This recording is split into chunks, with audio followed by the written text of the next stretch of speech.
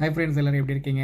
நல்லா இருக்கீங்க நம்புறேன். இன்றைக்கி இந்த வீடியோவில் என்ன பார்க்க போகிறோம் பார்த்தீங்கன்னா, ஜாயிண்ட் வெஞ்சர் அப்படின்னு நம்ம நிறைய இடத்துல கேள்விப்பட்டிருப்போம். அப்படின்னா என்ன அப்படின்றது சொல்கிறது தான் இந்த வீடியோ ஸ்கிப் பண்ணாமல் ஃபுல்லாக பாருங்கள். நான் தரக்கூடிய விஷயம் உங்களுக்கு கட்டாயமாக யூஸ்ஃபுல்லாக இருக்கும். ஸோ ஜாயிண்ட் வெஞ்சர் அப்படின்றது வந்து பார்த்திங்கன்னா ஒரு கூட்டு முதலீடு, கூட்டு கட்டுமான ஒப்பந்தம்னு வச்சுக்கோங்களேன்.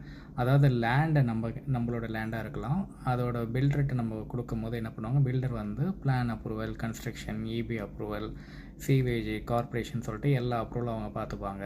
ஸோ அதில் அவங்களுக்கு என்ன லாபம்னு பார்த்தீங்கன்னா, உங்களோட லேண்டில் அவங்க எல்லா வேலையும் செஞ்சாலும் உங்களுக்கும் அவங்களுக்கும் வந்து பார்த்திங்கன்னா ஒரு 50-50%. அதாவது நான் வந்து அந்த இடத்துல ஒரு 6 வீடு கட்டுறேன்னு வச்சுக்கிங்களேன், 3 வீடு உங்களுக்கு, 3 வீடு எனக்கு, அந்த மாதிரி வரலாம்.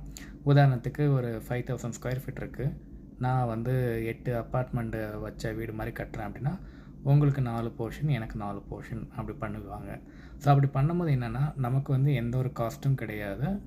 ஏன்னா நமக்கு வந்து பார்த்திங்கன்னா லேண்டு கொடுக்குறது மட்டும்தான், நமக்கு வர்றது அந்த 4 வீட்டுக்கான யூடிஎஸ் என்னன்றது மட்டும்தான். ஆனால் பில்டர் வந்து பார்த்திங்கன்னா நம்ம எல்லா அப்ரூவல் போட்டு கன்ஸ்ட்ரக்ஷன் பிளானு எல்லா வேலையும் அவரே எடுத்துக்கிறாங்கன்னா, ஒரு 4 வீடு வந்து பார்த்திங்கன்னா அவர் பேரில் இருந்தாலும் அவர் யாருக்கு வேணுமோ அந்த வீடை சேல் பண்ணிவிடுவார். அவர் என்ன ரேட்டு பண்ணுறாரோ அந்த ரேட்டுக்கு கொடுத்துருவார். ஸோ இதனால் அவருக்கு என்ன லாபம்னு பார்த்தீங்கன்னா, ஒரு மார்ஜின் வச்சு அந்த ஃப்ளாட்ஸை கொடுத்துருவார். உங்களுக்கு என்ன லாபம்னு பார்த்தீங்கன்னா, நீங்கள் எந்த ஒரு காஸ்ட்டுமே இன்வெஸ்ட் பண்ணலாம், ஆனால் உங்களுக்கான வீடு வந்து 4 வீடு கிடச்சிரும். நீங்கள் 2 போர்ஷன் கூட வச்சுக்கலாம், இல்லை 2 போர்ஷன் ரெண்ட்டு விட்டுக்கலாம், இல்லைனா அதுவும் கூட நீங்கள் சேர்ந்து சேல் பண்ணணும்னு நினச்சிங்கன்னா நீங்கள் சேல் பண்ணிக்கலாம். ஆனால் இந்த ஜாயின்ட் வெஞ்சரில் நீங்கள் டாக்குமெண்ட் உங்களுக்கும் பில்டருக்கும் சைன் பண்ணும்போது நிறைய விஷயங்கள் நீங்கள் கவனிக்க வேண்டும். அது என்னென்ன வேணுன்றதை வந்து நம்ம டீட்டெயிலாக ஒவ்வொரு பற்றியும் நம்ம டீட்டெயிலாக பேசலாம் வரக்கூடிய வீடியோவில். முக்கியமாக இந்த விஷயங்கள் இருக்கான்றது செக் பண்ணிக்கோங்க. அதாவது உங்களுக்கும் பில்டருக்கும் உள்ள என்ன ஒப்பந்தம் இருக்குது, எத்தனை ஃப்ளாட்ஸ் உங்களுக்கு, எத்தனை ஃப்ளாட்ஸ் அவருக்கு, பர்சன்டேஜ் எப்படி கொடுத்துருக்கோம், யூடிஎஸ் எப்படி பிரிக்கிறாங்க, பார்க்கிங் எப்படி பிரிக்கிறாங்க, அதே மாதிரி வந்து பார்த்திங்கன்னா மெட்டீரியல் என்ன மாதிரி மெட்டீரியல் போட்டு கட்டித்தரேன்னு சொல்லியிருக்காங்க.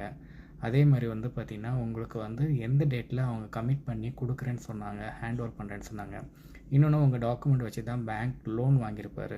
ஸோ அந்த டாக்குமெண்ட் வச்சு பேங்க் லோன் வாங்கும்போது ஒரு வேளை ஏதாவது ஒரு பிரச்சனைனால வீடு வந்து கட்டிகிட்டே இருக்கும்போது திடீர்னு வந்து ஸ்டக்காகி நிற்குதுன்னு வச்சுக்கோங்களேன், அந்த லோனுக்கு வந்து என்னன்றதை நம்ம பார்க்கணும். அதாவது நம்மள்கிட்ட லேண்டும் இருக்காது, அந்த டாக்குமெண்ட் வந்து பேங்க்லேயும் இருக்கும். ஸோ வந்து கிளியர் பண்ணாமல் நம்மக்கிட்ட டாக்குமெண்ட் திரும்பி வராது. ஸோ இது எல்லாமே நம்ம தெளிவாக தெரிஞ்சு வச்சுக்கணும்.